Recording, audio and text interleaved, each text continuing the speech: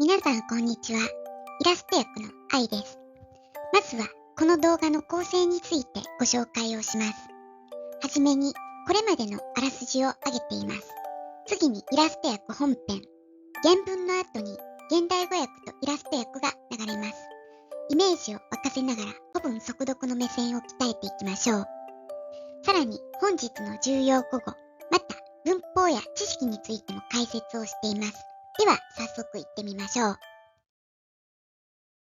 今回は第4条夕顔の第15話です。桐壺亭の第二巫女として生まれた光源氏でしたが、進化に降格した後、満たされない恋に渇望し、様々な女性と関係を持っています。第4条夕顔の巻は、源氏17歳の出来事。では行ってみましょう。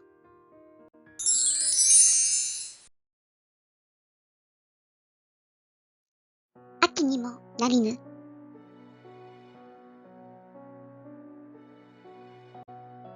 人やりならず、心尽くしに、おぼし乱るることどもありて。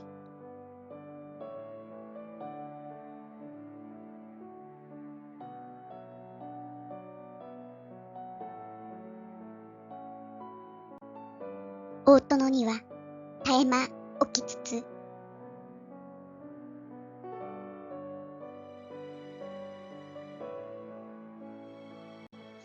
恨めしくのみ、思い聞こえたまえり。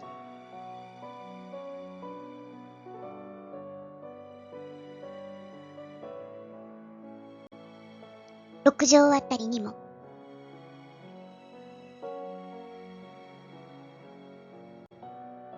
溶けがたかりし、御景色を、赴け聞こえたまいてのち、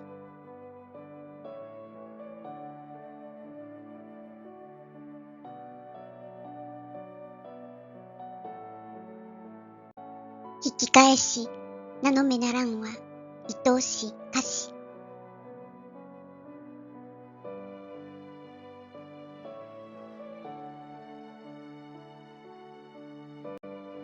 されど、よそなりし、御心惑いのように、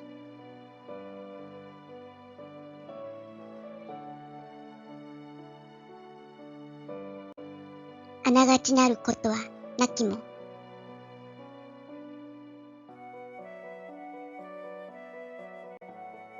いかなることにかと見えたり。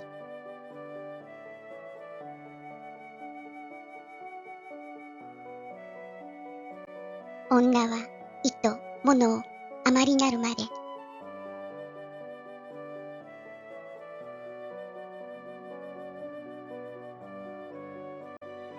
おぼししめたる御心ざまにて。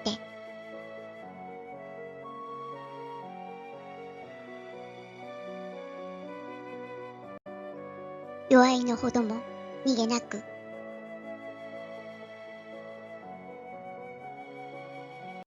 人の森機関に。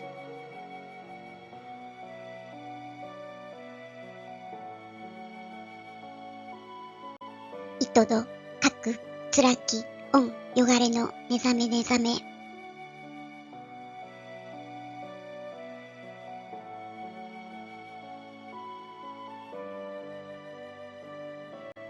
おぼししおるること、意とさまざまなり。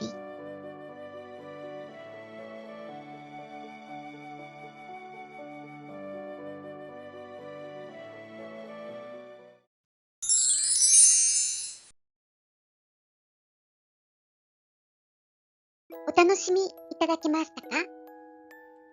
単語や文法は頭に入りましたでしょうか？今回の重要語語はこちらです。また、文法事項はこちらです。光源氏17歳の秋になりました。秋というのは夜も長くしんみりと感じる季節。源氏も満たされない恋に心を痛めていて、正妻の葵の上のところにはもちろん、新しく手に入れた恋人のもとにも訪れが途絶えがちです。この新しい恋人というのは、かの有名な六条の宮住所のことです。六条の宮住所というのは亡き先帝の后だった人で、今は未亡人として六条に住んでいます。源氏は彼女を強引に求めはしたものの、手に入れた途端に熱が冷めてしまったようですね。当時は一夫多妻制であり、男が訪ねてこなくなったら、それはよがれと言って、当時よくある自然消滅のスタイルでした。まあ、正妻の葵の上からしたら、源氏は左大臣の権勢を借りなければならないので、このよがれは単なる一過性のものでしょうが、愛人の一人に過ぎない六条の宮住所にとっては、源氏のよがれは単に会えない寂しさだけでなく、元妃としての自尊心もズタズタに傷つきます。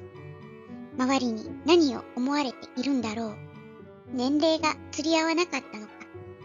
様々な想念が思い募っていき、だんだんと己の内なる猛獣を買い太らせていくことになります。そう、三月期の李長のように。そして、この夕顔の間では、その猛獣が生き量となって現れてしまうんです。さあ、今回も第4章夕顔からのイラスト役でした。第1条桐壺からここまでの再生リストは説明欄のリンクに貼ってあります。よかったら日々の受験勉強のサポートにお使いください。最後までご覧いただきありがとうございました。何かお気づきのことがあればコメントいただけたら嬉しいです。それではまた。